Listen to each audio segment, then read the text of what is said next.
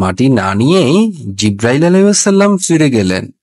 একইভাবে ফেরেশতা মিকাইল আলাইহিসসালাম, ইসরাফিল আলাইহিসসালাম এলেন দুনিয়াতে মাটি নিতে।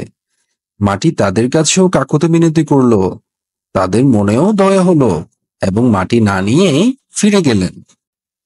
এরপর এলেন আজরাইল আলাইহিসসালাম। আজরাইল আলাইহিসসালামকে দেখে মাটি আবার আগের মতো কান্নাকাটি করলো, কাকুতি মিনতি করলো। দোহাই আল্লাহর, আমার গায়ে হাত দিও না, আমার ভয় করছে। তুমি আল্লাহর দোহাই দিচ্ছ? আমি তারই হুকুমে মাটি নিতে এসেছি, কান্নাকাটি করে কোনো লাভ হবে না। তারপর আজরাইল আলাইহিসসালাম সেখান থেকে কিছু মাটি তুলে নিয়ে আল্লাহর কাছে ফিরে গেলেন।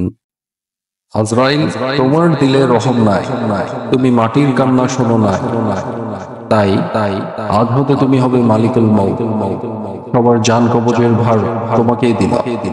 অতঃপর আল্লাহ হুকুম দিলেন ফেরেশতাদের মাটি দিয়ে একটি আদম তৈরি করতে। اللهم صل على محمد في الأولين